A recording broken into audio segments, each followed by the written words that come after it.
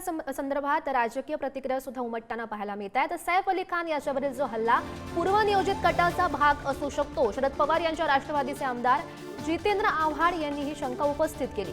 सैफने मुलाचं नाव तैमूर ठेवल्यावरून त्याला वारंवार टार्गेट केलं गेलं असंही जितेंद्र आव्हाड यांनी म्हटलं। धार्मिक कट्टरतावादातून सैफवर हल्ला केलाय का या दिशेने सुद्धा तपास व्हावा अशी ही मागणी जितेंद्र आव्हाड यांनी केली। हल्लेखोराची वार करण्याची पद्धत बघता जीवे मारण्याचा हेतू होता का अशी शंका त्यांनी उपस्थित केली आहे। नेमकी काय त्यांनी एक्सपोज केली आहे पाहूया। सैफ अली खान याच्यावर झालेला हल्ला हा पूर्वनियोजित कटाचा भाग असू शकतो। गेली अनेक वर्ष ज्या पद्धतीने सैफ अली खान यांना त्याच्या मुलाचे नाव तैमूर ठेवल्यावरून टार्गेट केलं जात होतं ते पाहता धार्मिक कट्टरतावादातून हा हल्ला करण्यात आलेला आहे का या दिशेने तपास होणं आवश्यक आहे। सैफ अली खानवर 6 वार करण्यात आले, त्यातले 2 वार हे गंभीर स्वरूपाचे असल्याचं समजतं। हल्लेखोराची वार करण्याची पद्धत बघता वार हा जीवे मारण्याच्या हेतूनच करण्यात आल्याचं प्रथम दर्शनी दिसून येत आहे।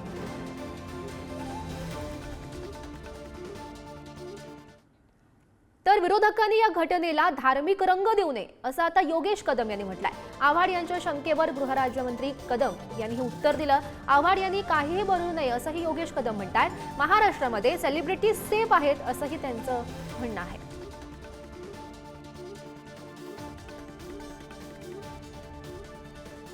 तर महाराष्ट्रामध्ये सेलिब्रिटी हे सेफ आहेत, गृहराज्यमंत्री योगेश कदम यांची ही माहिती। सोबतच विरोधकांनी घटनेला धार्मिक रंग देऊ नये असंही त्यांनी म्हटलंय। आव्हाड यांच्या शंकेवर गृहराज्यमंत्री योगेश कदम यांचंही उत्तर।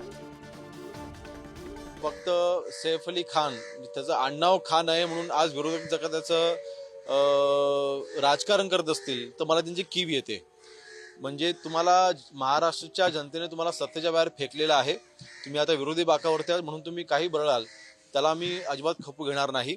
जितेंद्र आव्हाडांनी एवढं लक्षात घ्यावं की ह्या घटनेला त्यांनी सामाजिक किंवा धार्मिक रंग देणं म्हणजे त्यांची राजकीय परिपक्वता किती आहे हे त्याच्यावरून लक्षात येतं। त्यांना एवढंच मी सांगेन की आज महाराष्ट्रामध्ये देवेंद्र फडणवीस साहेबांच्या नेतृत्वाखाली होम डिपार्टमेंट काम करत असताना मुंबई हे जगामधलं सर्वात सुरक्षित शहर म्हणून आजही ओळखलं जातं। इन्व्हेस्टिगेशन पूर्ण होऊ द्यात। विरोधकांना मी एवढंच सांगेन की ह्याच्यामध्ये आपण ह्या घटनेचा आधार घेऊन तुम्ही महाराष्ट्रामध्ये किंवा मुंबईमध्ये भीतीचं वातावरण निर्माण करायचा प्रयत्न करू नका। बॉलिवूडच्या मध्ये भीतीचं वातावरण निर्माण करायचा प्रयत्न करू नका। बॉलिवूडच्या सगळ्या सिनेतारकांना मी आपल्या माध्यमातून सगळ्यांना अश्युरिटी देऊ इच्छितो की महाराष्ट्राचे मुख्यमंत्री देवेंद्र फडणवीस साहेबांच्या नेतृत्वाखाली आपण सर्व सेफ आहात। मुंबई पोलिसांच्या नेतृत्वाखाली आपण सर्व सेफ आहात।